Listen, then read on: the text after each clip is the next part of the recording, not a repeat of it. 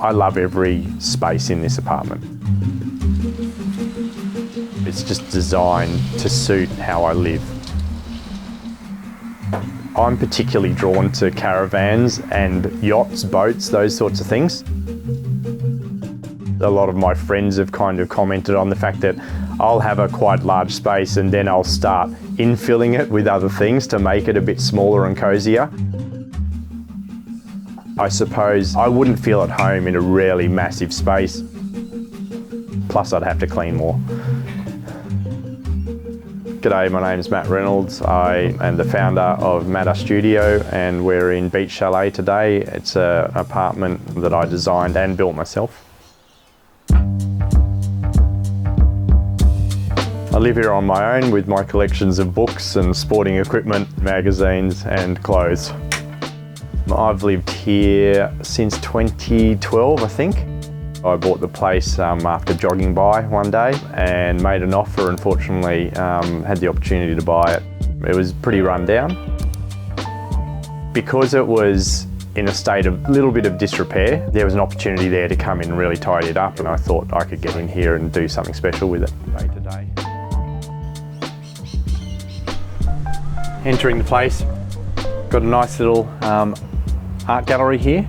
This houses a beautiful print from my friend Carolina Aranches. Into the Genkan, shoes off, shoes into shoe holder. This element actually is hinged at the front underneath here, and so it can tip forward. It'll also lose all the shoes, but I've got long-term storage hidden underneath there. And that's why it's long-term, so that I don't lose all the shoes all the time. The little art space here opens up from the rear, and so I can place my friend here, and I can also see when someone's delivering me some Uber Eats or whatever it is, and then that closes back up.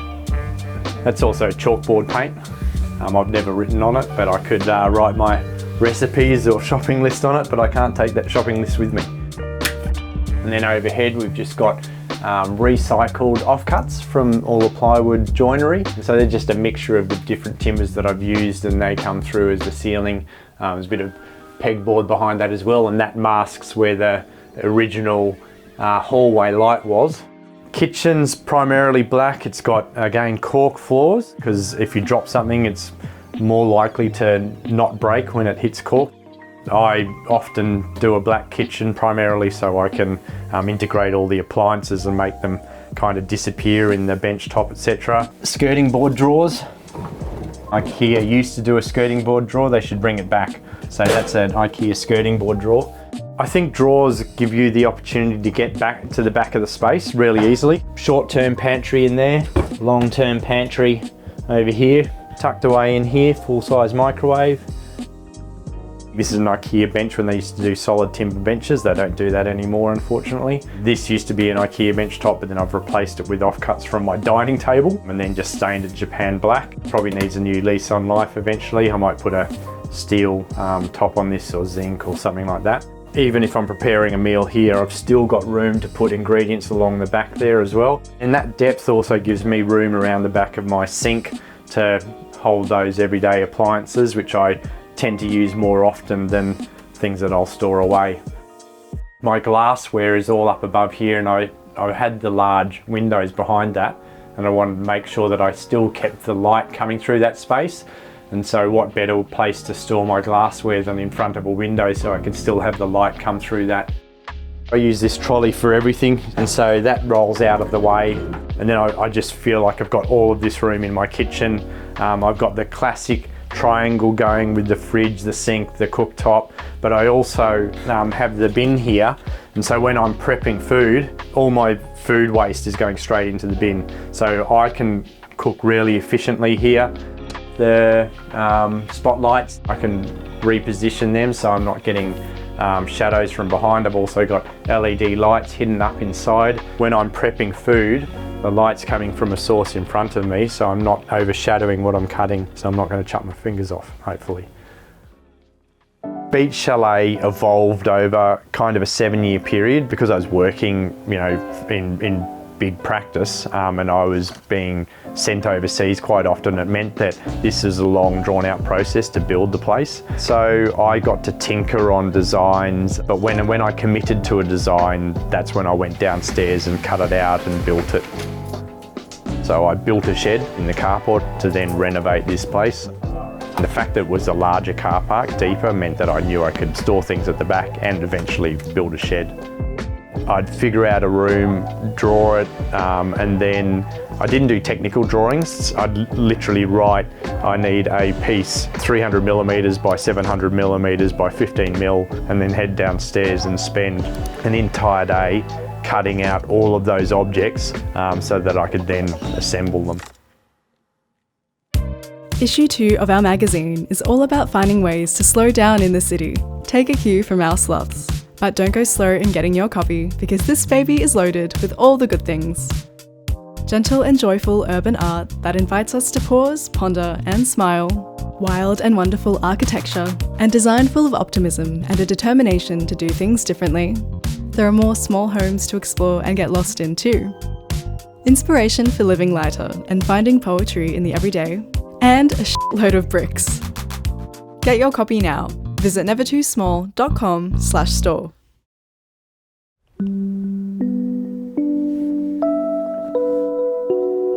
This is a living area. Love the sliding screen.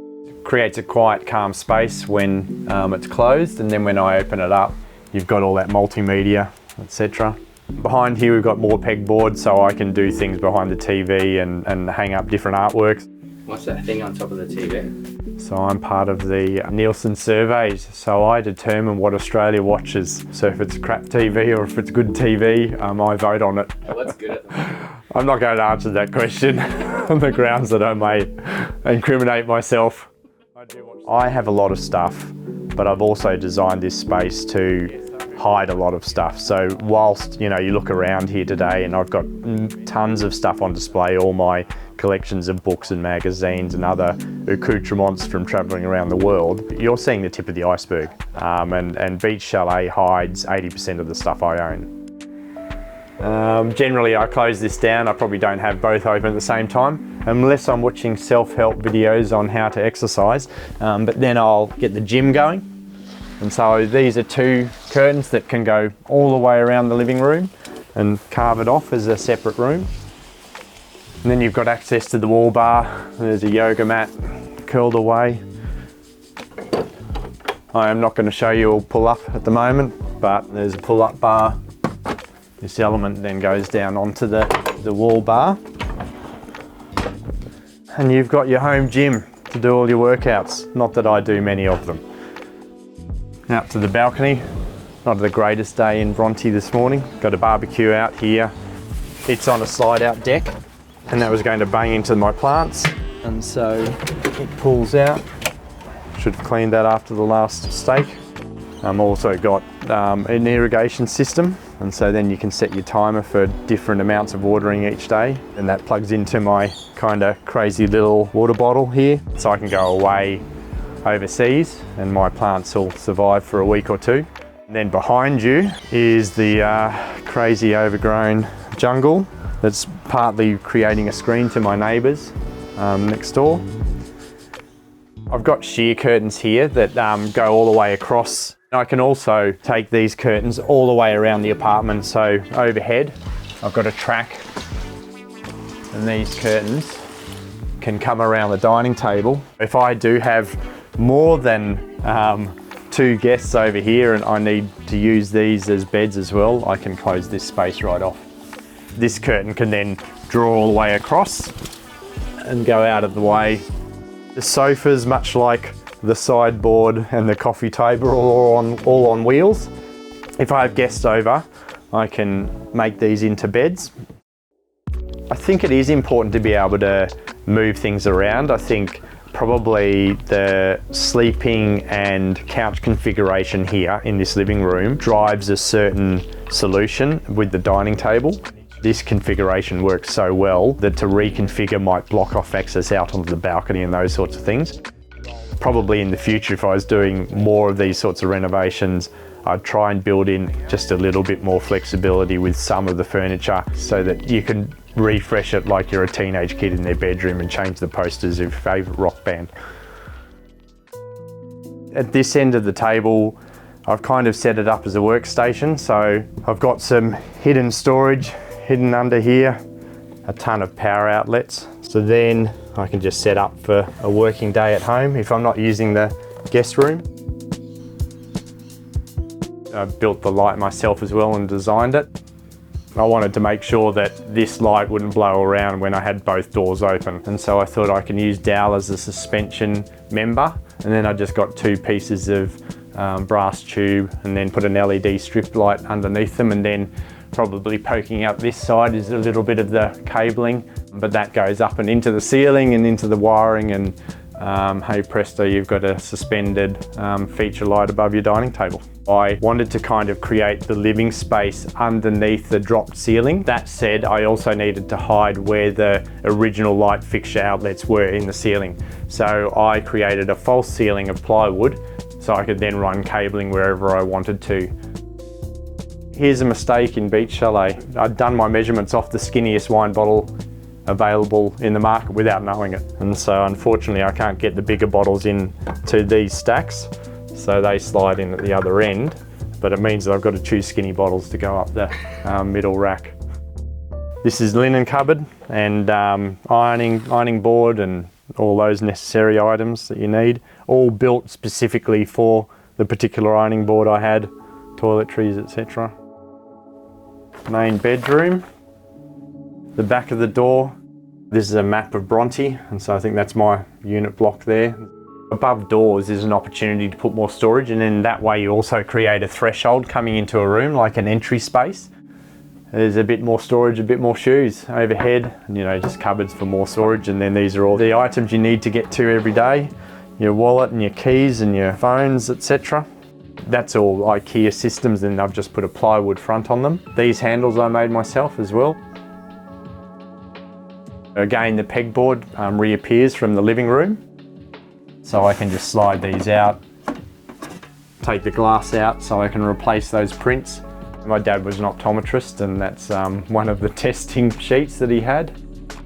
And again, the false ceiling overhead creates this little nook where the bed sits, and I can have my bed with the head on this end, or I can move my bed over to have its head facing off that end. This lamp, which is again on a bayonet fitting, it comes out of the wall, and I can take that next door and put it up in the living room. That's a David Truebridge coral lamp. And then I can also open these up as well. For some reason, in this apartment block, they built these windows across the top here. And then all I'm doing is trying to keep the light out when I'm going to sleep, because that's facing east and I'm getting all of that morning sunlight, and I'm not necessarily a morning person.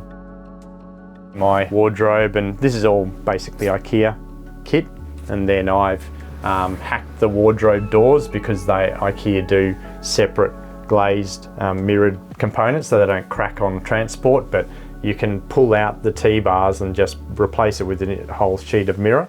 And these wardrobes actually go down to the floor, so rather than lose that space, those coats go down into the floor space. Underneath me, all of my long-term storage for camping equipment and that sort of stuff. So I love playing with compression and expansion. I love playing with stepping up and stepping down platforms.